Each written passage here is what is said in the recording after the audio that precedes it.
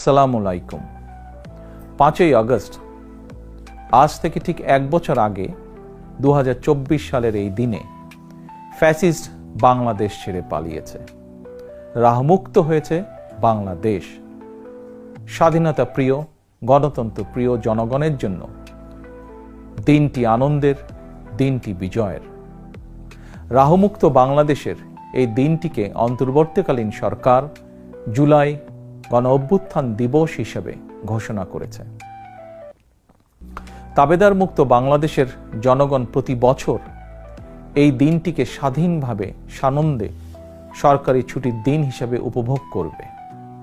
স্বাধীনতা এবং গণতান্ত্রিক রাজনৈতিক অধিকার চর্চার নতুন অঙ্গীকারে উদ্বুদ্ধ হবে। গণতন্ত্র প্রিয় ভাই ও বোনেরা, 21 শতকের এই বাংলাদেশে পলাতক স্বৈরাচার এক বিভীষিকার রাজত্ব কায়েম করেছিল। গুম, খুন, অপহরণ, হামলা, মামলা, নির্যাতন, নিপীড়নকে সাধারণ এবং স্বাভাবিক ঘটনায় রূপান্তর করেছিল। এই ফ্যাসিবাদের বিরুদ্ধে 1.5 দশকেরও বেশি সময় ধরে চলা আন্দোলনের সময় বিএনপি সহ ভিন্ন দল এবং মতের গণতন্ত্রের পক্ষের শক্তির লাখো কোটি নেতাকর্মীর জন্য দেশকে নরকে পরিণত করে রাখা হয়েছিল। শত শত মিথ্যে মামলার কারণে ভিন্ন দল এবং মতের লক্ষ লক্ষ নেতাকর্মী সমর্থকের ঘর বাড়ি ছাড়া করে দেওয়া হয়েছিল। অনেকের পারিবারিক বন্ধন ছিন্ন হয়ে গেছে। গণতন্ত্রকামী মানুষের কণ্ঠ রুদ্ধ করতে পলাতক স্বৈরাচারের নির্দেশে দেশে শত শত গোপন বন্দিখানা, আয়না ঘর বানানো হয়েছিল। সেই আয়নাঘরের অন্ধকার প্রকোষ্ঠে জলজন্ত মানুষকে দিনের পর দিন, রাতের পর রাত, বছরের পর বছর আটকে রাখা হতো। অনেককে চিরতরে গায়েব করে দেওয়া হয়েছে। বিএনপির সাবেক এমপি ইলিয়াস আলী কিংবা কমিশনার চৌধুরী আলমের আজও খোঁজ মেলেনি। বিচার বিভাগ, নির্বাচন কমিশন সহ দেশের সকল সাংবিধানিক বিধিবদ্ধ প্রতিষ্ঠানকে অকার্যকর করে দেওয়া হয়েছিল। সংবিধান উপেক্ষা করে মানুষের ভোটের অধিকার কেড়ে নিয়ে নির্বাচনী ব্যবস্থাকে প্রহসনে পরিণত করা হয়েছিল। দেশকে চিরতরে তাবেদার রাষ্ট্রে পরিণত করতে দেশের শিক্ষা ব্যবস্থাকে বিনষ্ট করার সকল আনুষ্ঠানিকতা প্রায় চূড়ান্ত হয়ে গিয়েছিল। বই খাতা কলমের পরিবর্তে রাজনীতির নামে শিক্ষার্থীদের হাতে তুলে দেওয়া হয়েছিল লগি, বৈঠা, হাতুড়ি বা চাপাতি। বিপর্যস্ত করে দেওয়া হয়েছিল দেশের অর্থনীতি। ব্যাংকগুলোকে দেউলিয়া করে ফেলা হয়েছিল। দেশ থেকে 28 লক্ষ কোটি টাকা পাচার করে বিদেশে পাঠিয়ে দেওয়া হয়েছিল। অন্যায়, অনিয়ম, অনাচার, দুরাচার, লুটপাট দৈনন্দিন চিত্র হয়ে উঠেছিল। দেশে প্রতিষ্ঠিত করা হয়েছিল ব্যক্তিতন্ত্র। তবে শেষ রক্ষা হয়নি দেশের সকল শ্রেণী পেশার মানুষ, ছাত্র জনতা, কৃষক, শ্রমিক, রিক্সা চালক, মুঠে মজুর, গার্মেন্টস কর্মী, হোটেল রেস্তোরাঁ কর্মী, পরিবহন শ্রমিক, সাংবাদিক, বুদ্ধিজীবী, সংস্কৃতি কর্মী, গৃহবধূ, নারী, শিশু, এমনকি আমাদের মায়েরা সকলেই ঐক্যবদ্ধ হয়ে জুলাই আগস্টের গণ অভ্যুত্থানে রাজপথে নেমে এসেছিলেন। গণ অভ্যুত্থান দমনে হেলিকপ্টার থেকে গুলি করেও মানুষ হত্যা করা হয়েছিল। এমনকি কোলের শিশুটি পর্যন্ত রক্ষা পায়নি। শহীদ আবু সাইদ, ওয়াসিম, মুগ্ধ, আমাদের এইসব সাহসী সন্তানদের বুকে গুলি করে হত্যা করা হয়েছে। শুধুমাত্র 2024 সালের জুলাই আগস্টের গণ অভ্যুত্থানে 1,500-এরও বেশি মানুষ শহীদ হয়েছেন।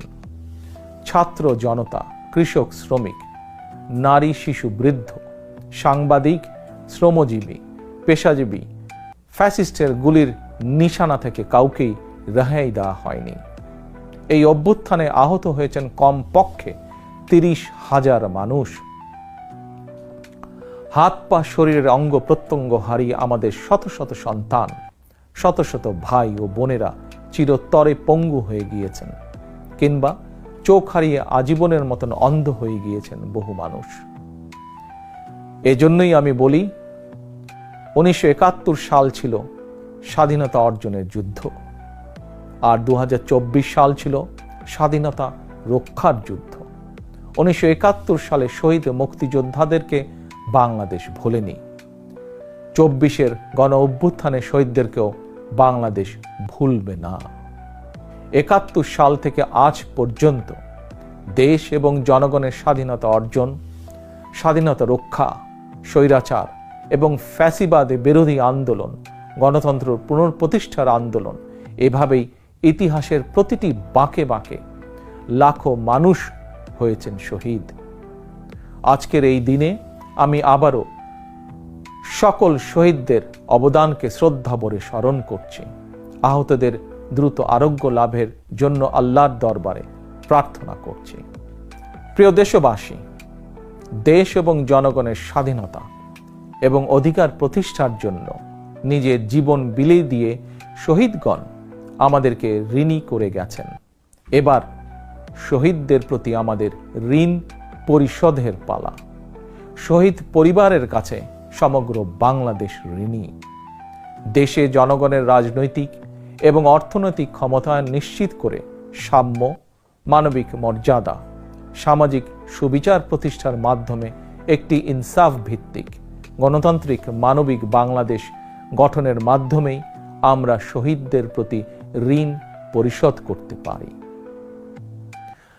স্বাধীনতা প্রিয়, গণতন্ত্র প্রিয় ভাই ও বোনেরা, একটি গণতান্ত্রিক বাংলাদেশ প্রতিষ্ঠার প্রথম এবং প্রধান রাজনৈতিক উদ্যোগ হচ্ছে জনগণের সরাসরি ভোটে জনগণের প্রতি দায়বদ্ধ, জনগণের কাছে জবাবদিহিমূলক একটি রাষ্ট্র এবং সরকার প্রতিষ্ঠা। জনগণের কাছে দায়বদ্ধ একটি সরকার প্রতিষ্ঠার জন্য বর্তমান অন্তর্বর্তীকালীন সরকার কাজ করছে। প্রিয় ভাই বোনেরা, বিগত 1.5 দশকের ফ্যাসিবাদী আন্দোলনের সঙ্গে স্বাধীনতা পরবর্তী 3-3.5 বছরের সময়কাল ছাড়া আর কোনো শাসনামলের তুলনা চলে না। সুতরাং আমি সবাইকে বিনীতভাবে আহ্বান জানাবো, হিটলারের নাৎসিবাদ সম্পর্কে যেমন কেউ গৌরব করে না, পলাতক ফ্যাসিস্ট এর শাসনকাল নিয়েও গৌরব করার কিছুই নেই। ডাকাতি করে কিছু সম্পদ চ্যারিটি করলেও জনগণের চোখে ডাকাত যেমন গ্রহণযোগ্য নয়, তেমনি অন্তর্বর্তীকালীন সরকারের ব্যর্থতা খুঁজতে গিয়ে কৌশলে পলাতক ফ্যাসিস্টদের পক্ষে সাফাই গাওয়াও তেমন গ্রহণযোগ্য হতে পারে না। যারা কৌশলে ফ্যাসিবাদী শাসনের সঙ্গে বর্তমান অন্তর্বর্তীকালীন সরকারের তুলনা করতে চান, তাদেরকে স্মরণ করিয়ে দিয়ে বলতে চাই, 5ই আগস্ট বাংলাদেশে যা ঘটেছে এটি শুধু বাংলাদেশ নয়, বিশ্বের ইতিহাসেও মনে হয় নজিরবিহীন। 5ই আগস্ট গণভবন ছেড়ে ফ্যাসিস্ট পালিয়েছে, সংসদ ভবন রেখে তথাকথিত সাংসদ পালিয়েছে, আদালত ছেড়ে প্রধান বিচারপতি পালিয়েছে, বায়তুল মোকাররম ছেড়ে প্রধান খতিব পালিয়েছে, ক্যাবিনেট ছেড়ে মন্ত্রীরা পালিয়েছে, ফ্যাসিস্টের দোসররা গা ঢাকা দিয়েছে। তবে উদ্বেগের বিষয় হচ্ছে পলাতক এই ফ্যাসিস্টের চক্রের মনে এখনো কোনো অনুতাপ, অনুশোচনা নেই। প্রিয় ভাই ও বোনেরা, হাজারো শহীদের রত্ন স্নাত রাজপথে ফ্যাসিবাদ বিরোধী অভূতপূর্ব জাতীয় ঐক্য গড়ে উঠেছে। বাংলাদেশে আর কখনোই ফ্যাসিবাদ কায়েম হবে না ইনশাআল্লাহ। কাউকে গণতন্ত্র হত্যা করার সুযোগ দেওয়া হবে না। বাংলাদেশকে আর কখনোই তাবেদার রাষ্ট্রে পরিণত করতে দেওয়া হবে না ইনশাআল্লাহ। আমি মনে করি এসব প্রশ্নে জাতীয় ঐক্য বহাল আছে, থাকবে ইনশাআল্লাহ। ফ্যাসিবাদ মুক্ত বাংলাদেশে যার যার দলীয় আদর্শ এবং লক্ষ্য বাস্তবায়নের ক্ষেত্রে রাজনৈতিক দলগুলোর মধ্যে ইস্যুভিত্তিক ভিন্ন মত থাকবে। এটি বিরোধ নয়, বরং ভিন্ন মত। এটি গণতন্ত্রের সৌন্দর্য। তবে ভিন্ন মত কিংবা বিরোধের মাত্রা যেন ফ্যাসিবাদ, উগ্রবাদ, চরমপন্থার উত্থান কিংবা পুনর্বাসনের কারণ না হয়ে দাঁড়ায়, সে ব্যাপারে প্রতিটি রাজনৈতিক দল এবং গণতান্ত্রিকামী জনগণের প্রতি সতর্ক থাকার জন্য বিনীত আহ্বান জানাই। আমি মনে করি প্রতিটি রাজনৈতিক দল যার যার দলীয় কর্মসূচি কিংবা এজেন্ডা নিয়ে জনগণের আদালতে যাবেন। জনগণ কোনটি গ্রহণ করবেন কিংবা কোনটি বর্জন করবেন এটি সম্পূর্ণ জনগণের এখতিয়ার।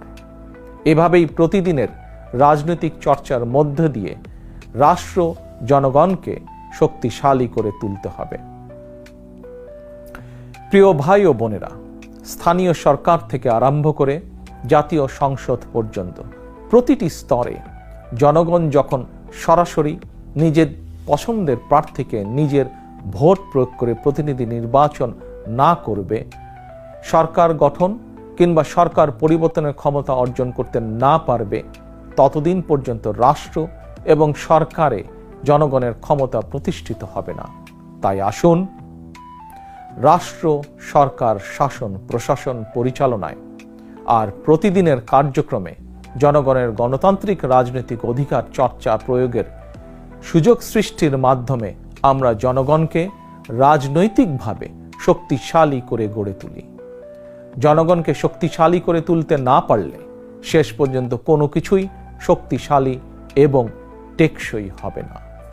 প্রিয় দেশবাসী, 2024 সালের 5ই আগস্ট বাংলাদেশের ইতিহাসের ঘৃণ্যতম ফ্যাসিস্ট পালিয়ে যাওয়ার পরপরই বীর জনতার উদ্দেশ্যে দেওয়া এক অভিনন্দন বার্তায় আমি বলেছিলাম, বিজয়ের কাছে পরাজিতরা নিরাপদ থাকলে বিজয়ের আনন্দ মহিমান্বিত হয়।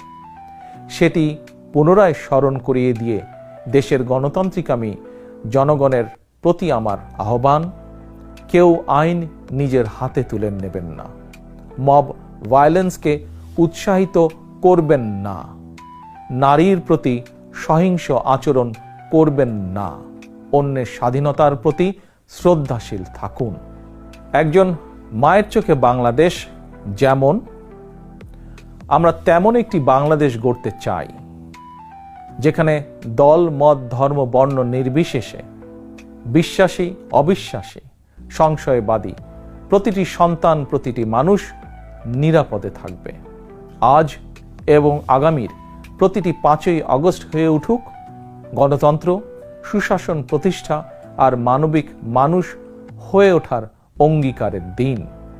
এই সুমহান অঙ্গীকার বাস্তবায়নের দীর্ঘ যাত্রায় আমি এবং আমার দল বিএনপি দেশের সকল গণতান্ত্রিকামী জনগণের সমর্থন এবং সহযোগিতা আশা করছি। আল্লাহ হাফেজ। বাংলাদেশ জিন্দাবাদ। বাংলাদেশ জাতীয়তাবাদী দল জিন্দাবাদ।